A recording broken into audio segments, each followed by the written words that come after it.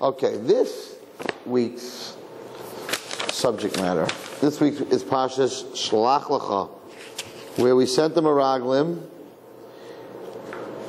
into Eretz Yisrael to come back with a report on the beauty of Eretz Yisrael and how we're going to capture it, right? Everybody knows that now. So they go into Eretz Yisrael and they come back. Now, there's many different reasons. There are actually opposing reasons. Why did Meraglim do this? Why did they come back and give a bad report? I know you don't just do something without a reason. So you had here Nesiim. Nesiim are very holy people. They're the heads of Shvatim, right? They went to Eretz Yisrael. They turned the big fruits that they had to carry. They turned into, they're very big fruits, but they're giants. And that's why there's big fruits, right? And there were people dying when they got there. There was a lot of Levias. It says the Kodesh Baruch Hu made that so that nobody would know that they're spies, because if they're busy with the Levias. So Hashem did it for them. They came back and said, this land eats up its own people. Everybody's dying. Right? They came up with this terrible report. So there's mamash opposing views. One view says it's because they were the Nesiim and their whole power was only in the Midbar. But the minute they came to Eretz Yisrael, there'd be a melech, be a king, there'd be nobody. So power corrupts.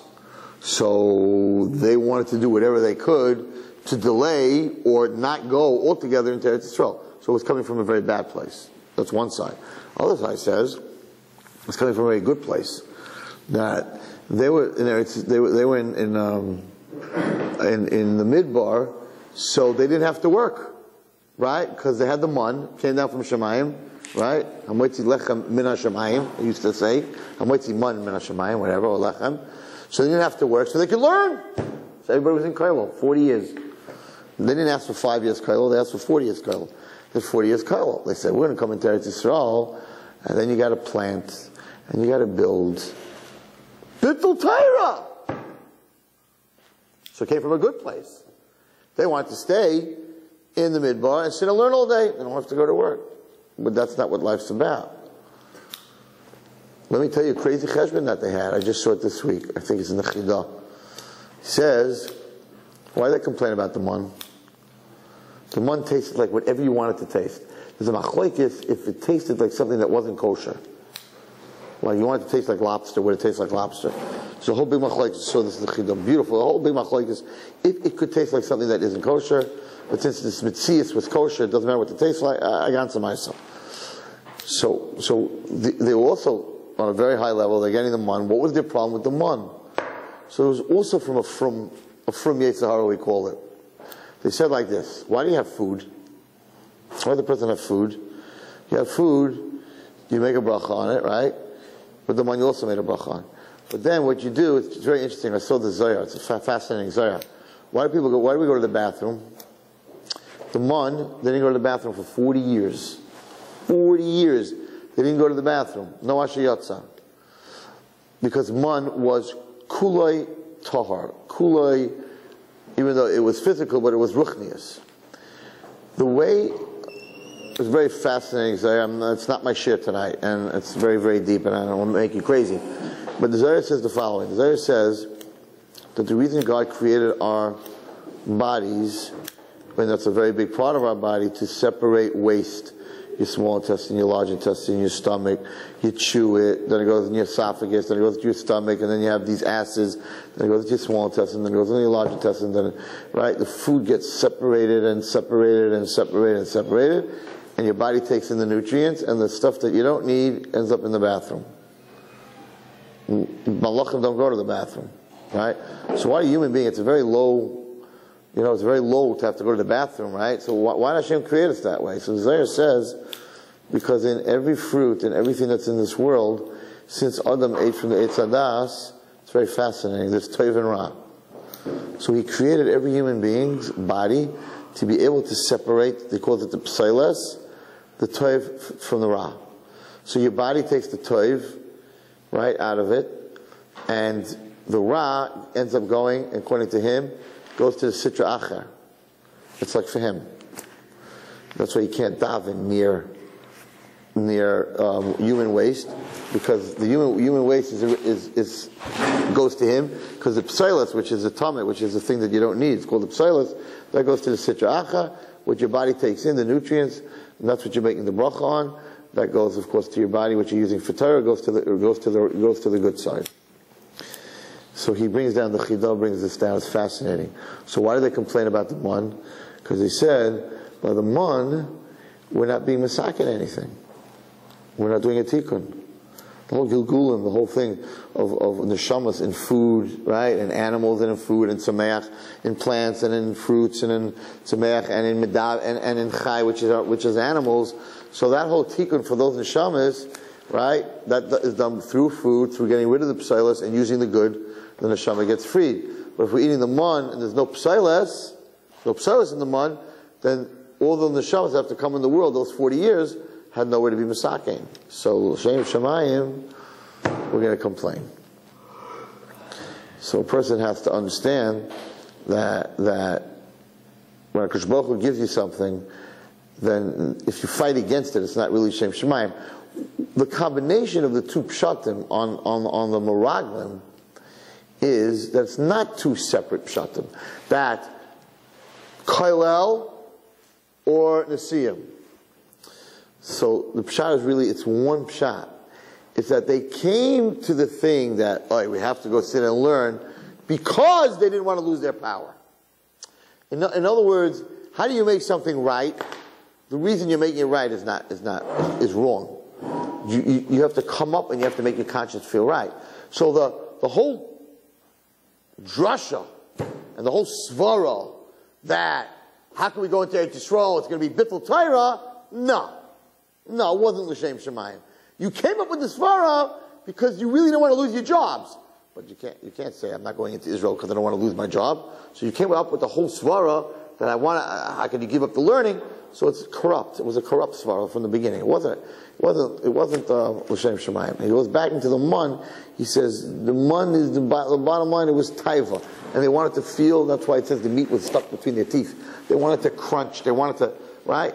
So you came up with, well, I can't say to myself, I can't be real to myself. I always talk to kids about this. You have to be real with yourself. If you do something wrong, you have to know that it's wrong. If you don't know it's wrong, you're never going to fix it. You have to know what's wrong. You got to look in the mirror and say, I did a bad thing. Now, if I know it's a bad thing, I can correct it. If I walk around and I make it into a whole Dvar Torah, that it was a good thing. I spoke Lashon Hara about this. Someone asked me about a shidduch and I spoke bad, right? Then you have to think about why did I speak bad? Because I'm not married. And I'm scared that this shidduch, for my friend, it might work. Go into yourself. People are very scared to know, and if you don't know your weaknesses, you can't fix them. You didn't say l'shem shamayim that when the girl asked about your friend and you gave this bad report. I do l'shem shamayim. I don't want it to get stuck, my friend. I know his problems. Liar. Look in the mirror and say, wrong. I don't want to be single without, and my friend should be married. So I want to make sure he doesn't really get married. So now I'm really real. I'm like, oh man, that was a really bad thing I just did. So you know what? Next time I'm not going to do that. But if you think, no, l'shem shemayim, I have to protect the whole world from him. You're his friend. You have no problem being his friend, but you have a problem with anyone else being his friend.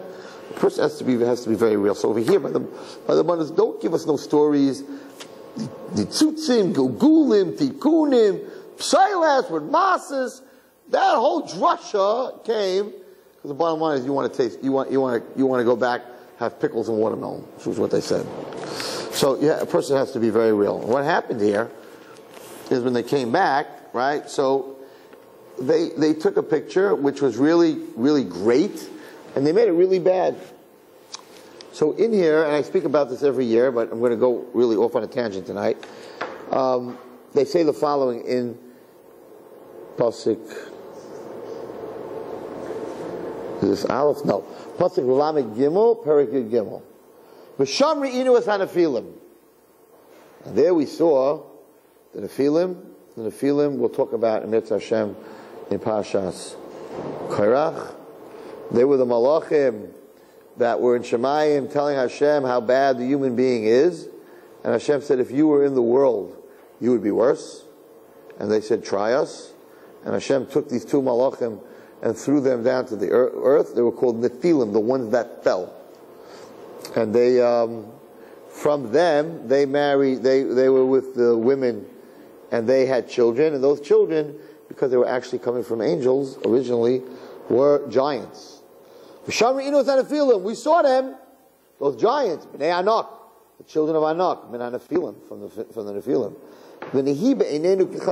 And we were in our own eyes like grasshoppers. And we were also in their eyes like grasshoppers.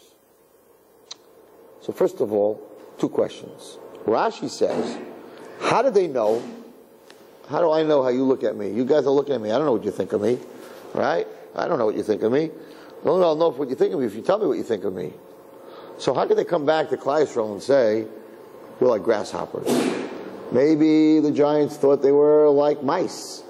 Maybe the giants thought they were humans. These giants have seen humans before. How did you know they were grasshoppers? So the pasuk tells us something fascinating, which is a big psychological fact. And the pasuk tells us a very interesting fact. We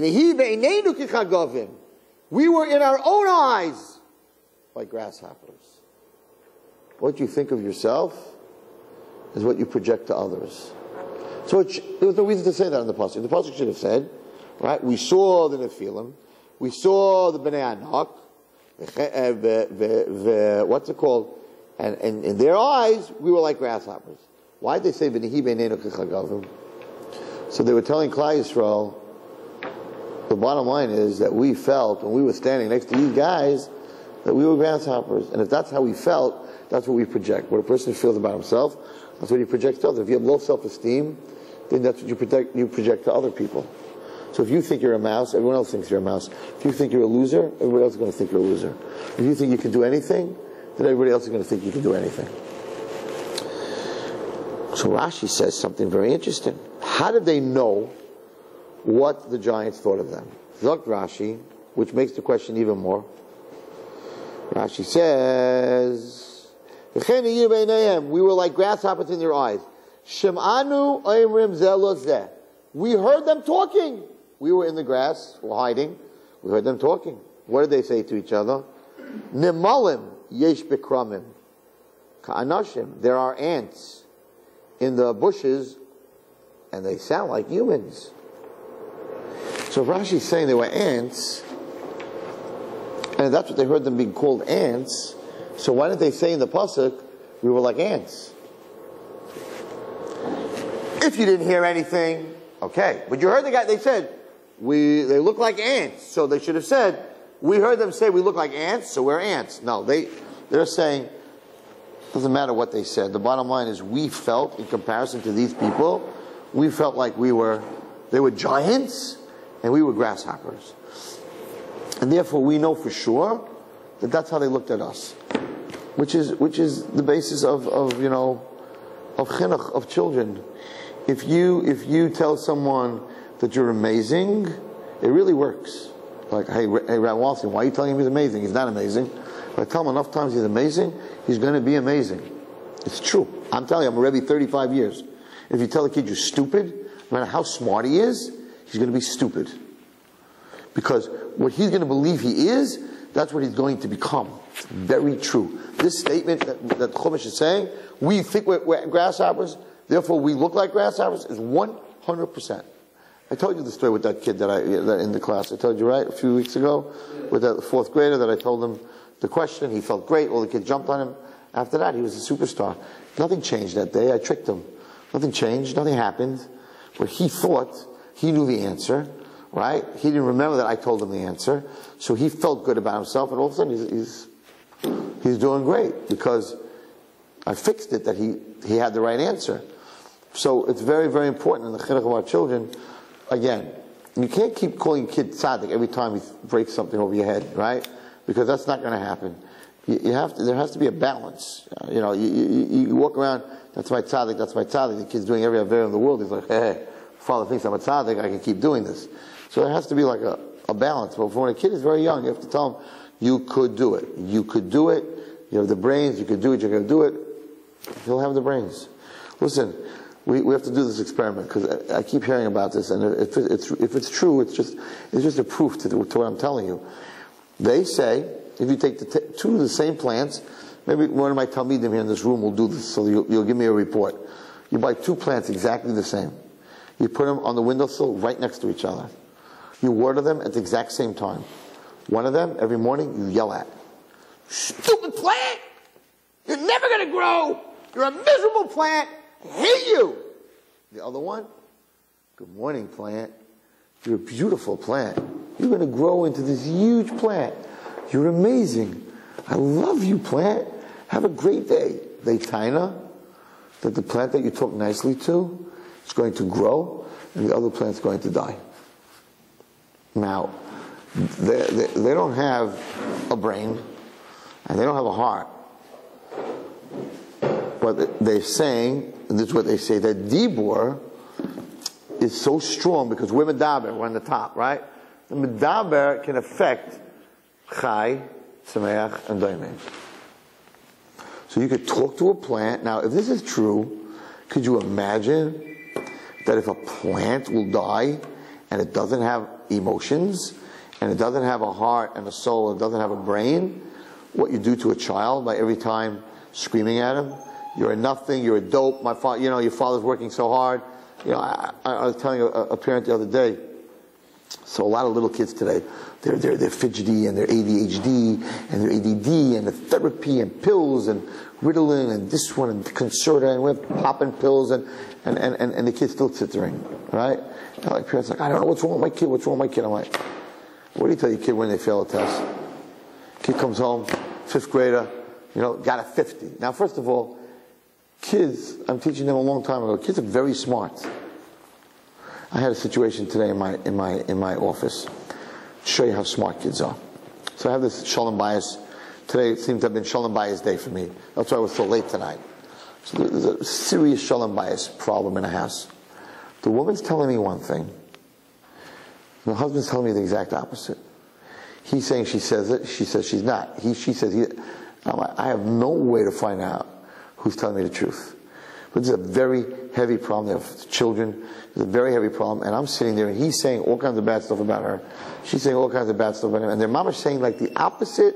You would think they live in two different towns. Forget about the same house. So like, how do I help people if I don't know which one's lying? Right? Somebody's lying, right? You can't say it's sunny and it's raining. You got to make up your mind, right?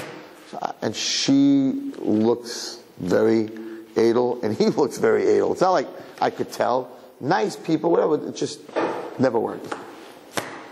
So I'm like, okay, I want you to go home right now. I want you to bring I want you to bring your 2 oldest kids. I'm like, I don't want any coaching. I don't want any talking. Bring me your 2 oldest kids. Bring them now. Otherwise, I'm not helping you. Okay?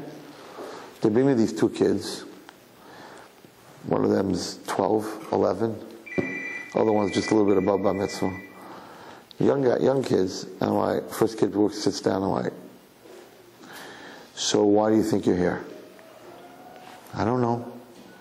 I'm like, I want to help your parents.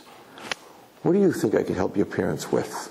So now I'm fishing to see what's going on in the house, because he might say money, because they don't have money. He might say a new house, because they have a teeny little apartment. What's the kid going to say? He's like, they don't get along with each other at all. I'm like, okay. And I start asking him questions. And he's giving me the answers. Then I call him his younger brother. And I start asking him questions. And he's giving me all the answers. The perception of these little kids, of what's going on in their house behind closed doors, is so amazing. I sat there. I didn't have to ask the parents anything. I knew everything, who was telling the truth, what they were saying. I knew stuff they didn't talk to me about. Everything. But not only facts, perception. If my father would only give my mother a little more time. If my mother would listen to my father a little bit. She's always talking into his conversation. I'm listening. I'm like, we have 2 psychiatrists here. Kids' perception is fascinating. It's fascinating what they understand. On the other hand, what a responsibility for a father and mother to have shalom bayis in the house, because if that kid knows that you're here for me to fix it, that means that, it's very broken. And I asked him, so do you go to school ever very scared when they fight? And he says, yes. And I have stomach aches a lot. So I'm like, people think that their kids don't know what's flying, they don't know what's going on. You have a child, you have a responsibility to make the environment for that child a comfortable and wholesome environment. Just to bring a kid into this world.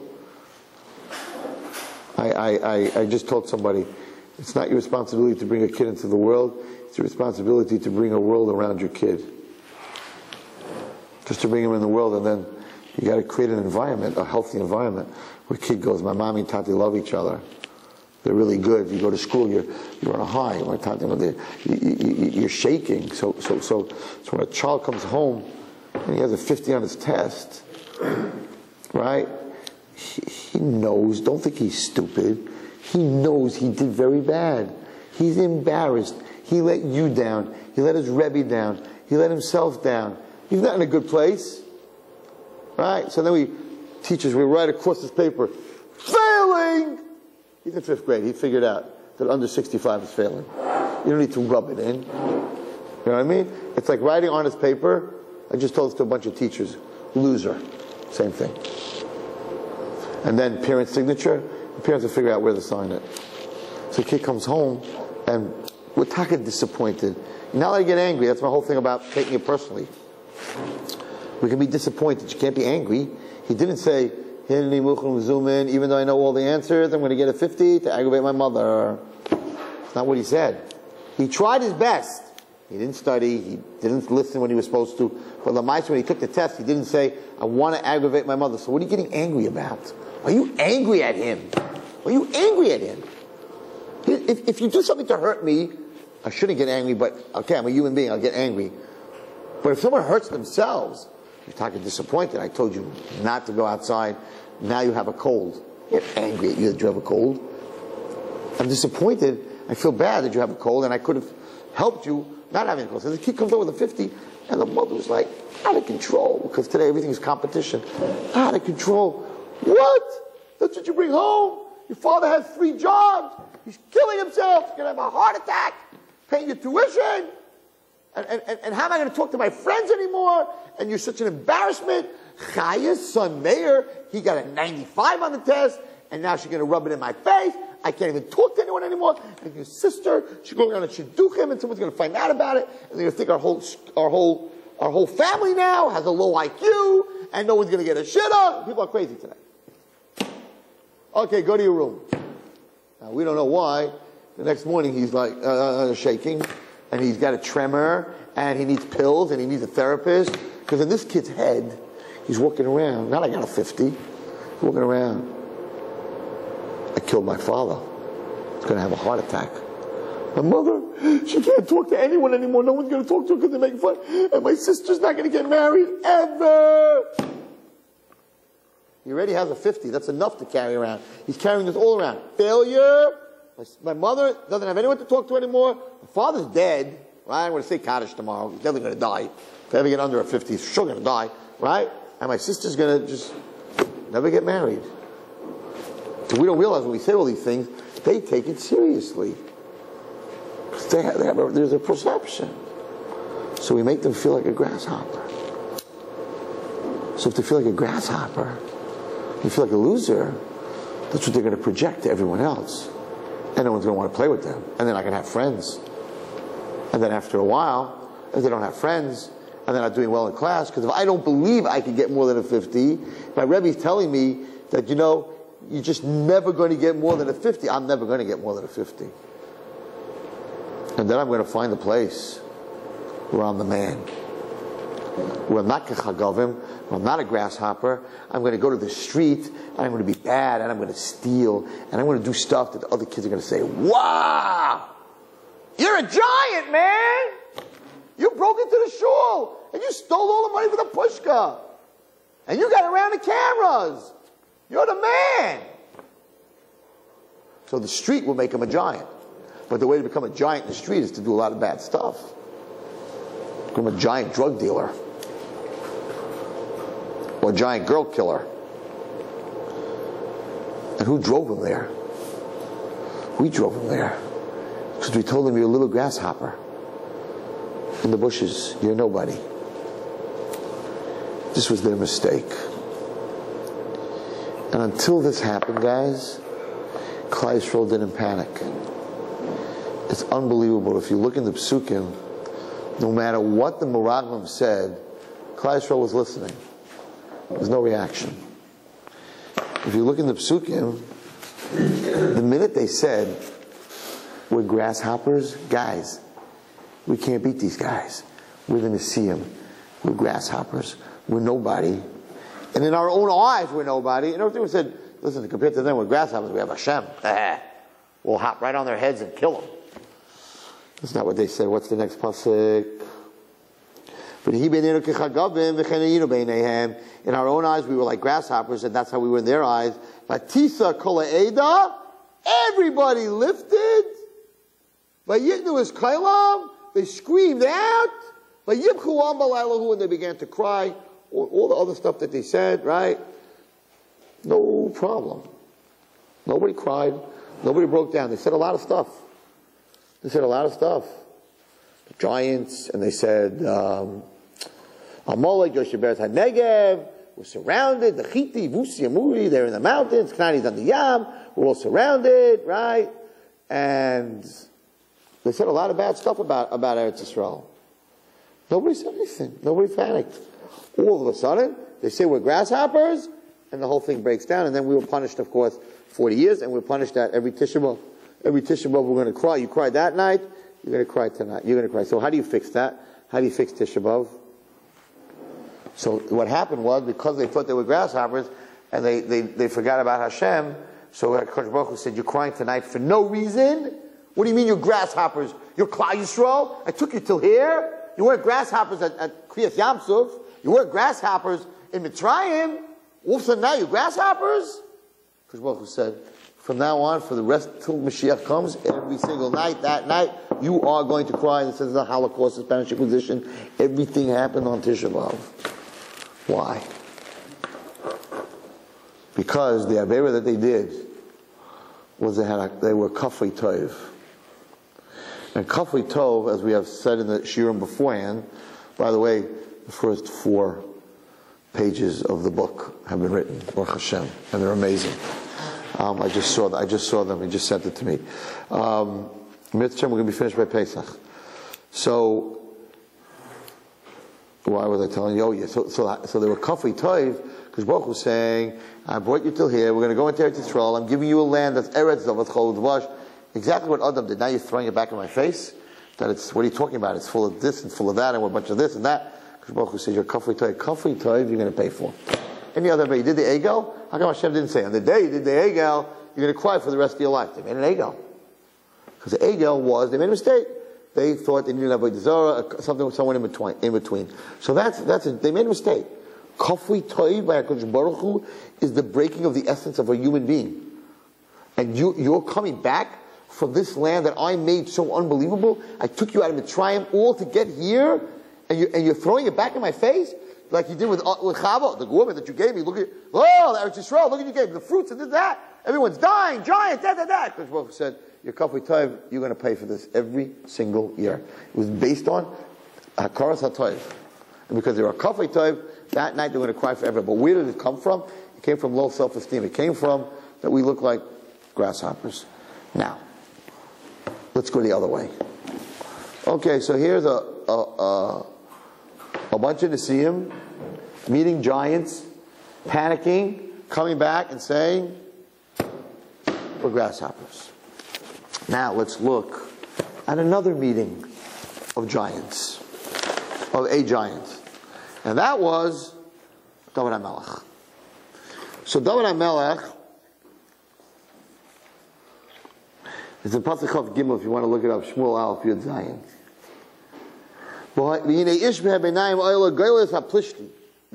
This giant, right? And he got up, this giant, and he was bad-mouthing God. And it said he used to do it, Hashkem B'ha'erev. He used to do it in the morning by Kriyas Shema, and he used to do it in the evening by Kriyas Shema. Okay? So there were a lot of big soldiers, including David HaMelech's brothers, in the Jewish army. Shaul's army was a tough army. They knocked off the Plishtim wherever they went, right? So, L'chol ish Yisrael b'ro'isem as ish, anyone who saw this giant, saw Goliath, v'yinusu mipanav v'yiram ha'id. They ran away from him. They were very scared. Did you see this man? He came to destroy Klal Yisrael. He says, and whoever, he tells David HaMelech, and whoever kills him, Yashvenu HaMelech Oisha Gadol, the king will make him rich, and he'll give his daughter. So you have David on the Nashim. Now you have to remember, David was a little short, Adaimi, he was a redhead, and he was short, and he wasn't a man of weapons. He was a shepherd who had a slingshot.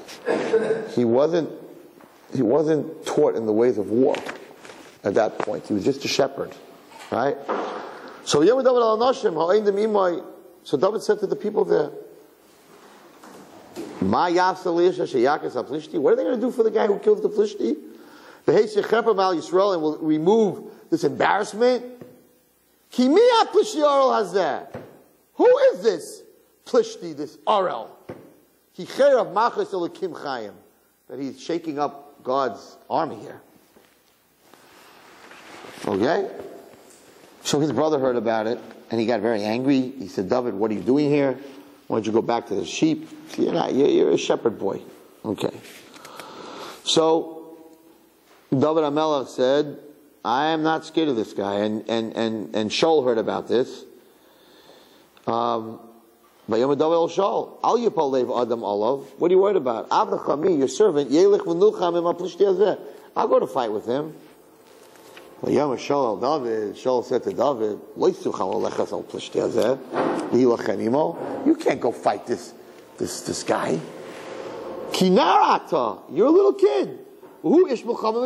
He's a soldier from when he was a young man. He said, okay, so who cares? So David HaMelech said, okay, yes, I was a shepherd, and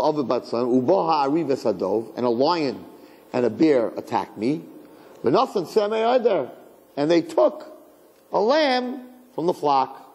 I went after them, I killed them. But listen to what he says, and this is so important in Chinuch. And I took him out of his mouth and I saved the lamb. And he attacked me. I guess this was the lion. I grabbed him by his beard, the lion. I killed him. I hit him, and I killed him. I killed them both. The bear and the lion. And this Plishti is just like one of them. He's no different. He's messing with God's army. The most amazing thing about this was that David HaMelech said that not only did I kill them, but I saved the lamb. In other words, on my watch, very much like Moshe Rabbeinu, on my watch when I'm a shepherd, nobody gets my lamb. So it would have been okay. So the bear ate the lamb. Big deal. That's what happens. And then I killed him. So he couldn't eat any other lambs. No. One lamb's too many. So he told Shaul, you have to understand who I am. I'm not just a shepherd. I didn't just kill a lion and a bear. I made sure that I didn't lose one of my flock. A Rebbe, a leader, has to know that you can't afford to even lose the kid that should be lost. Should be lost. He's acting like that. He's in the street. He should be lost. No. David HaMelech said, if you're a leader, you can't even lose the sheep that's in the mouth of the lion. You got to pull him out. You got to grab his beard, the lion's beard, and you got to pull him out. Okay. Anyway. Okay. So, Lamaisa, what is he saying over here? This guy's a giant. That's a bear and a lion. It's pretty cool what you did, but this guy's a giant. So here is the difference between David and these Nisim. Vayayim David, listen to me. You don't understand. It's not about the bear and the lion. Hashem, asher hitzilani miyad ha'ari u'miyad ha'doiv, hu yatzileni miyad ha'plishti hazeh. The same God that could save me from a lion and a bear can save me from a plishti. Manashtana, it's all the same. When Shaul heard that David HaMelech brought Hashem into the mix, Vayom Shaul David, Lech, go, Hashem yeh imach. The same Hashem you're saying that saved you from the lion should be with you. Okay. So we all know he put on Shaul's armor, and Shaul's armor, even though Shaul was big and he was teeny, it fit, which it shouldn't have. And Shaul got very like, does that mean he's going to be the next king? He's going to take over my kingdom? David saw that, and he took it off. He took his stick, and he took 5 stones. And he approached the Plishti.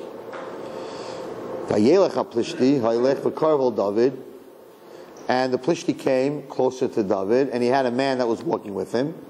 And the Plishti stared at him. David, and he saw that it was David, a boy. He started cursing him. He started embarrassing him. He's a little kid. And he was a redhead. And he was pretty. Instead, a little pretty boy is coming up against this guy with a stick and a bunch of stones. What do you think, I'm a dog? You think I came from Arpa, who was with the dog? Okay, whatever. You come to me with sticks? And the Plishti cursed David in the name of his God. He said, come here, little boy, and I'm going to give your meat to the birds in Shemayim and to the behemoths in the Sada. Let me take a medrash on this. Unbelievable. David was looking for a sign if he's going to win or not. So he knows that HaKadosh Baruch Hu puts into the mouth, right? We know by Haman, loy badam, la'avdam, right? So listen to what he said. The Plishti said, David was listening very carefully. He said, L'chayla, come close to me, ve'etna es b'sarcha lo'oifa shemayim. I'll give your meat to the birds in Shemayim. U'levehemas hasada. Now what's a behema? Behema is a domesticated animal. Domesticated animals don't eat meat. So he made a statement, right, that was not true. Because the oifa shemayim, okay, it could be an eagle, it could be a hawk, whatever it is. But behemas hasada don't eat meat. So he realized that what he said can't come true. In other words, you're cursing me, you're telling me you're going to do something. Hashem made something come out of Goliath's mouth that could not come true. So he said, if that can't come true, then the whole thing of him, the whole statement can't come true. What was the statement? You're going to kill me. So you're going to kill me, give me to the behemoths, but you can't give me to the behemoths because they don't eat meat. So he knew right then and there that he was going to win. Just brought down. Okay? So David HaMelech said,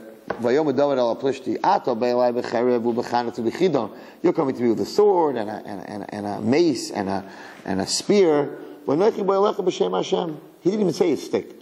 He says, I'm coming to you with the name of Hashem. Hashem is going to give me in your hands. I will kill you. And I will remove your head. The Plishti didn't talk to him like that. Plishti said, your meat, right? He said, I will remove your head. And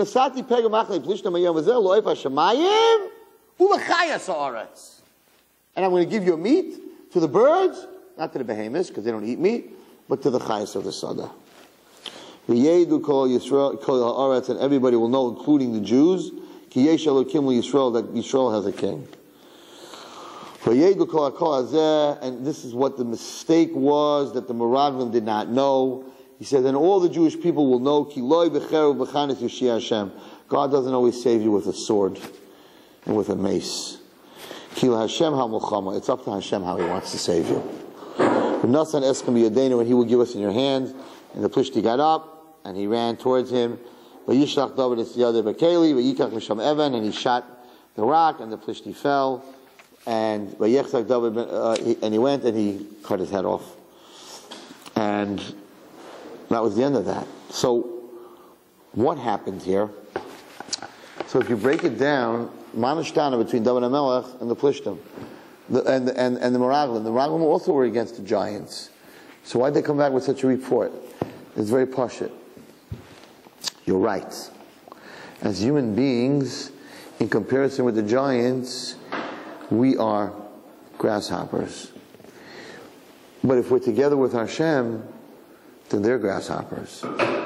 There's a famous story with a little dwarf. No, they really, there's a lot of pshat, so it's hard to nail it on one pshat. They really didn't think they could beat these guys. And they really thought that they were grasshoppers, and therefore they thought that these guys thought they were grasshoppers, they're just going to step on us. There's a famous like riddle where they asked, there were like 10 giants in a room, and there was a little dwarf, and he came in and he said, I could be taller than all of you. And they said, impossible.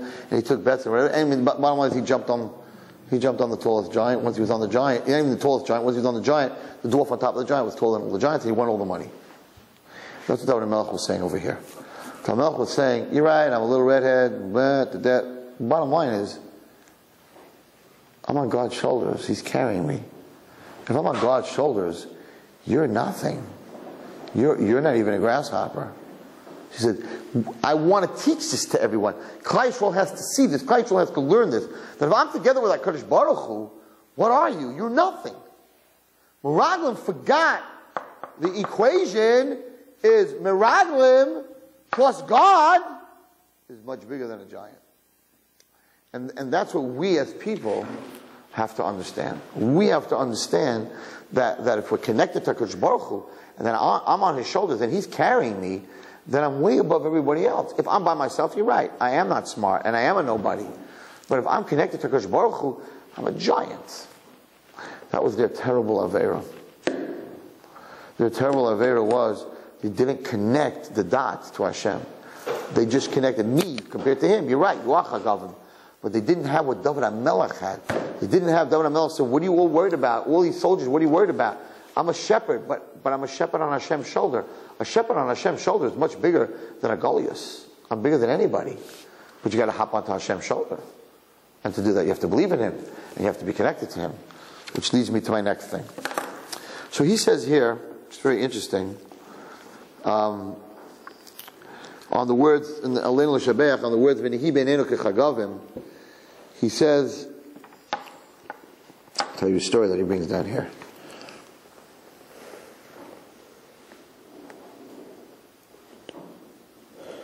He brings down a story about he met this person who wasn't a Haredi, and he was asking him about Yiddishkeit, so he brought him to his house.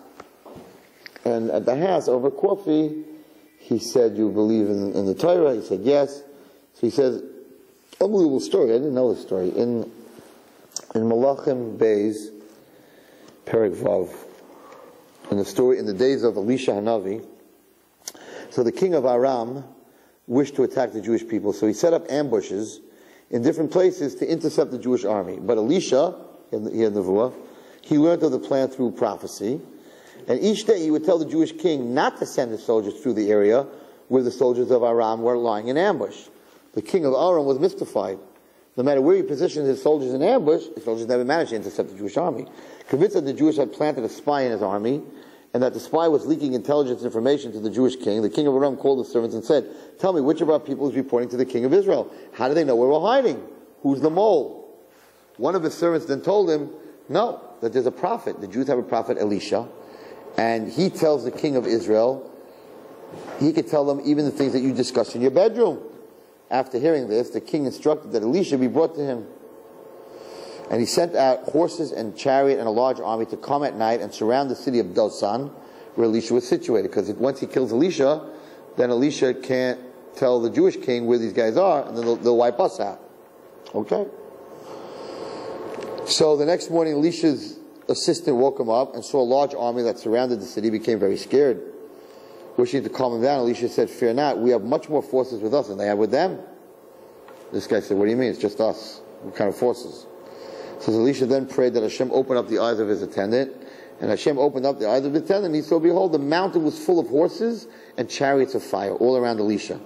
After concluding the story, I turned to my guest and said that Elisha's attendant was certain that the forces of Aram were a majority. Therefore he was scared of them. What the prophet showed him, that it's not true. And that if you open your eyes, you see that all the malachim and the angels that surround Klal Yisrael. He says, this is beautiful. He says, that every Jew that learns Torah and does mitzvahs, we know that it says every time you learn Torah and you do a mitzvah, you create a malach. So even though you can't see them, if you create a malach every time you do a mitzvah, there are hundreds and hundreds of thousands of malachim that are around you. So you don't have to worry. We're very worried. A lot of people are worried. What are we going to do? Israel's surrounded. I don't know how many Jews in Israel, but millions of Arabs all around us, surrounded. How are we going to make it through? Millions of missiles are facing Israel, right? But the Jews in Israel have done so many mitzvahs. If every single one of those mitzvahs created a malach, we outnumber the Arabs by billions. Every second you wear tzitzis, you get a mitzvah. So in this world, physically, you're looking at them and you're like, I don't understand. Like, they have us outnumbered, they could destroy us in a minute. The answer is no, they don't have you outnumbered. You are outnumbering them. And actually, the 6-Day War, right? If you study the 6-Day War, they were running. They had us outnumbered. Jordan, Syria, Egypt had us outnumbered, 100 to 1. And they were running, they left their shoes in the sand. Where were they running from? They heard noises, they heard this, they heard all kinds of crazy stories. Because we create mitzvahs, we create malachim. And those malachim are standing on our sides. All right, I want to end with a story. It's talking very late tonight. Beautiful. You're going to like this. It's my kind of story. There's one other subject before I tell you the story. That just something that I started. There's a Rav in Muncie. I forgot his name. He's like a Lamed Vav Tzaddik. He's a Rebbe, but not that many people know. But I was introduced to him. Whatever. I met him by Pidyon Haben, and he's davening. I never saw him daven, but I heard that people mamash come to watch him daven. Why? He talks to Hashem. What does that mean? What do you mean he talks to Hashem? So the guy told me he mamash talks to Hashem. Like, he'll say Ashrei Yeshua v'sech, but then he'll say, "Oh, by the way, I need to talk to you about something." He mamash talks to Hashem. Okay, sounds cool. I wanted to see it, but I never got a chance. I was in Eretz Yisrael Lag B'Omer. So on Shabbos, I was davening in Meron in the minyan, and I looked in the back, and he's there. And the people that are davening there, they don't know who he is. I know who he was because I met him in Muncie. I said, I have to watch him daven. I went to the back to sit at the same table. Guys, you never saw someone down like this. He says the tefillah, but then he talks to Hashem. And he's not walking up. But you have to do this for us, Hashem. You don't understand, but you have to do this. And he's talking to him. I'm like, oh my gosh. Right? Then people start looking at him like, like he's talking to himself, whatever it is. I knew who he was, whatever it was. Okay. It was fascinating. Last week, I was very, very hungry. I was very, very thirsty. And I drove by the store. I had to go somewhere, whatever it was. And I was on this diet, whatever. So I just bought myself a peach on the run. Right? Okay. Made a bracha. Like, right? Like you make a bracha. And I bit into this peach. And this thing was like one of the juiciest peaches I ever bit into in my life. Red inside. Peach. Red inside. And it was very, very sweet. And I'm like, that bracha wasn't enough. It wasn't enough. I'm like, God, I got to talk to you. I'm driving my car. I'm like, God, I got to talk to you. This peach is amazing. I made a bracha already. I can't make another bracha on it. I can tell you, that's unbelievable. I'm so thirsty. I'm so hungry. And this peach is going to take care of both. Hashem, I love you. And I thank you so much. I'm looking at this peach and it's like, my tires, forget it. Right? I'm like, Hashem, by the way, you'll take you the cleaning bill. But, right? It was like, so since then, I have been, again, I'm not telling you have to do this, but it's just maybe you should start, everyone who's listening tonight, that after you make the bracha, whatever it is on it, you should talk to Hashem separately outside of the bracha. Like you have a stomach ache, and you have to go to the bathroom, and you come out, you make an ashiyat, that's very nice. Like, you know what, Hashem, I felt so bad before I went into that bathroom. I thought I was going to plot. I'm like a new man. Thank you so much. Outside of the ashiyat, like, now I can go back to work, I can go back into the office. I'm not just about anything, a flower, whatever it is. You make a bracha, but then you could talk to him about it. This Rav talks to him about it. I was fascinated. And I have to say that my bracha is a little bit different. But outside of that, like today, I had a bunch of cherries, whatever it is. And they were like, also crazy. And I'm like, it's just amazing. You could have just made peaches. But no, you made cherries, and you made peaches, and you made plums, and you made nectarines, and you made apple, and you made watermelon, and you made, oh, wow! There's no bracha to say that to Hashem. I was like, it's unbelievable. And watermelon, and that, it's like, it's unbelievable. So It's just an idea, and maybe will help us get more connected to HaKadosh Baruch Hu, that we need to, outside of the bracha, we need to start talking to Him about the stuff that we appreciate. Mamash, talk to Him like you're talking to Him. Then to get onto His shoulder, to not feel like a grasshopper, and to feel like, oh my gosh, I talk to Hashem. We have a relationship. So then I feel great, I feel big. But it's not about Gaiva, because you're not feeling big, you're feeling Hashem's big, and I'm on His shoulder. The dwarf didn't grow. The dwarf's a dwarf. He's teeny. He didn't grow. His height is based on the giant. Without the giant, he's a grasshopper.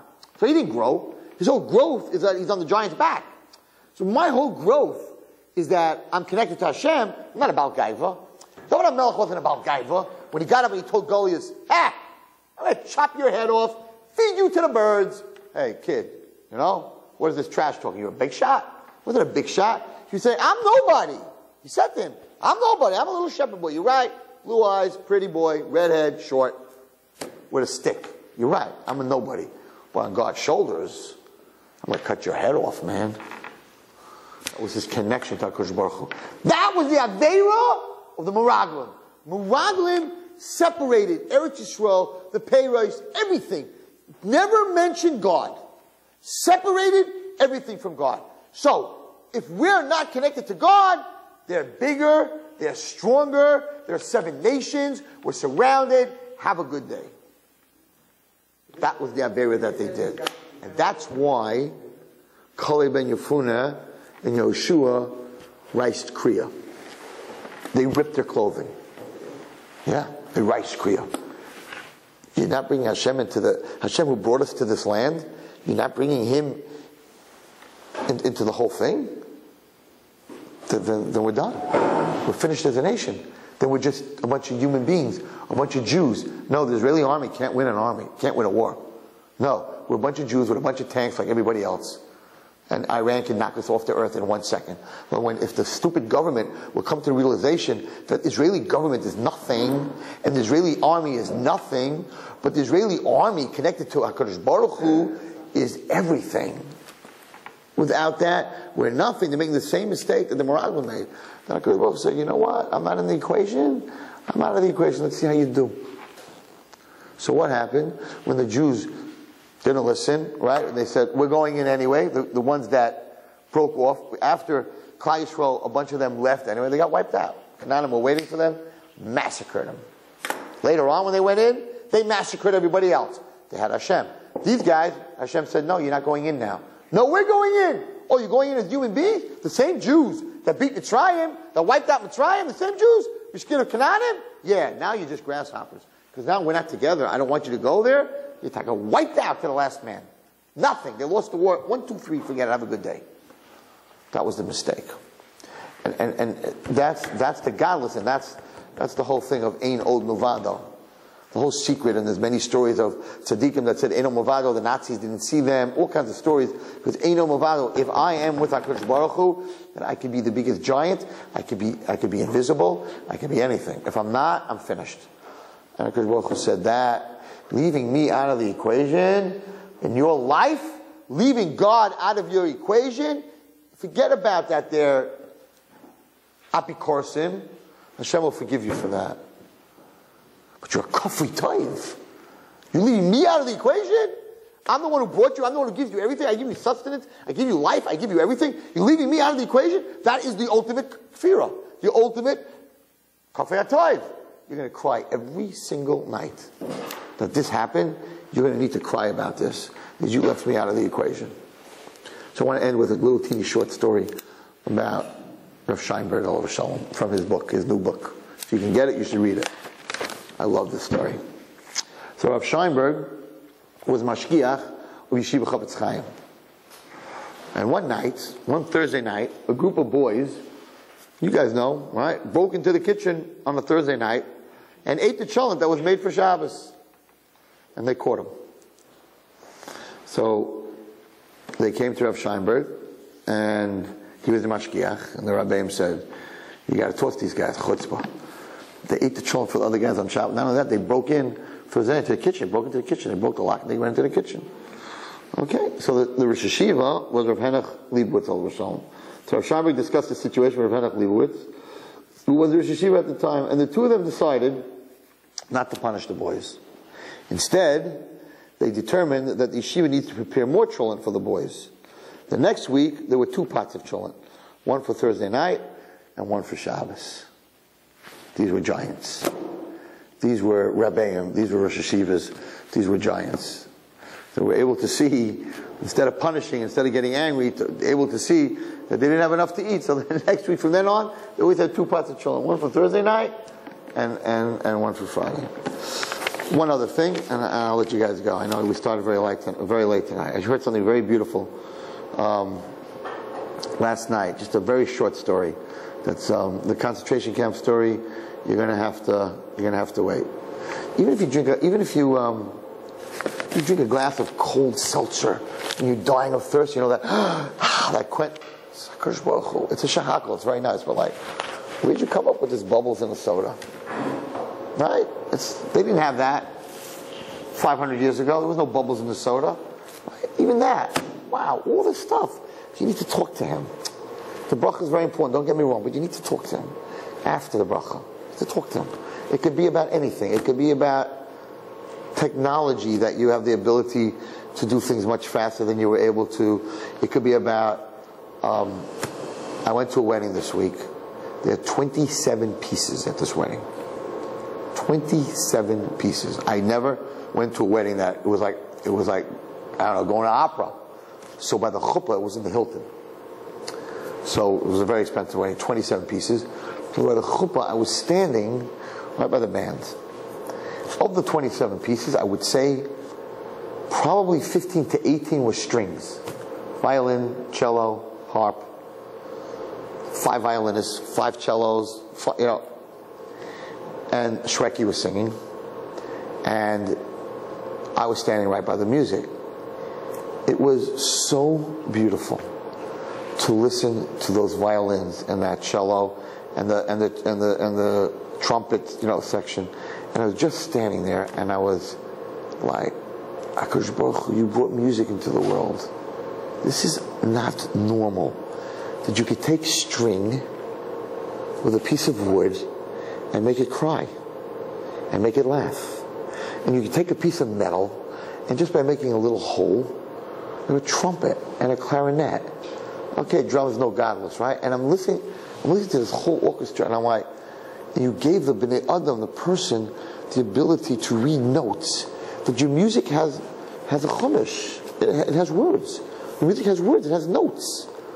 I'm like, why? You did that for me. And for every person in this world. That music makes you feel good. I was like in heaven. I was just listening to this orchestra. And I'm like, thank you, HaKadosh Baruch Hu. No bracha on music. Because you know when it's going to stop, and you can't really, there's no bracha on music. I was like, Hashem, thank you so much that I could hear. There are people that I can't hear. What? Shrekky was great. Thank you, Hashem, for Shrekky. Okay, that his wife has to say. That's not for me to say. But seriously, it was like, wow, when's the last time you heard music, and you're like, you can't make a bracha on it, but you can say, HaKadosh Baruch Hu, it's fantastic that strings can make these sounds, and mamish, they weep, they laugh. It's amazing. It's amazing. And then you feel connected to him. So what I want to tell you? No, I'm not telling you that tonight. Okay. So, I was by Sherbrach last night. This guy said something very beautiful. He said there was a king who had a daughter, and he didn't have a child for a very, very, very long time. And he was promised he's going to have a child. He had a daughter, and he wanted her to grow up perfect.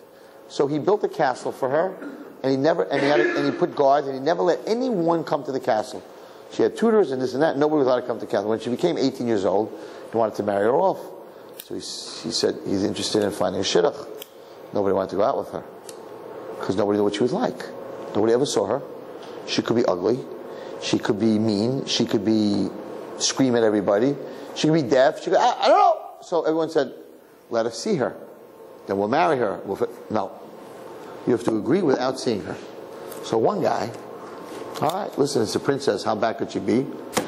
He marries her. 20 years later, he comes back to the king. And he says, I want to make another wedding. You made a beautiful wedding when I got married, but I want to make another wedding. The king says, another wedding? You're married 20 years. I'm not making you another wedding. Why do you want another wedding? He says, I'll tell you the truth. He says, the first wedding, you made a beautiful wedding, but honestly, I didn't enjoy it that much. So why not? He says, because I just met her. I didn't know if she's normal. I didn't know if she's good. I didn't know who she was. He said, so I was nervous the whole wedding. I was nervous. I was like, I don't know what I'm getting myself into. He says, she is so amazing, and she's so beautiful, and she's so special. It's 20 years I spent with her. Now I would enjoy the wedding, because now I know what I have. So of course the king said, you got it. We'll make you another wedding. So he said this. He said, Shavuos, which we just had, he said, we celebrate it every year. Why do you celebrate every year? You got the Torah, your bar mitzvah, you're learning Torah, finished. Celebrate it once. He says, every year we tell HaKadosh Baruch Hu that last year, Shavuos, I thought I knew how beautiful she was. And I thought I knew how great she was. So I was very happy, with what I had. But after a year of learning, of Daf Yomi and Chumash and going to Shiurim and learning, oh my God, I have to celebrate this different. Because this year I realized she's even more beautiful, and I realized she's even more special. He says that's what Shavuos is all about. Every single year you celebrate that you know the Kala a year better, a year closer. But you have to spend that year learning. You have to spend that year getting to know her. So my bracha to everyone is that we should taka next year, tell HaKadosh Baruch Hu, last year was nothing. This year I finished Masechtas, I learned Chumash and Rashi, I was Mabed Sedra, I went to Shiurim. Now I really got to know her a little bit better. Now I really want to celebrate. We should all be Zeicha to see Mashiach, Amen.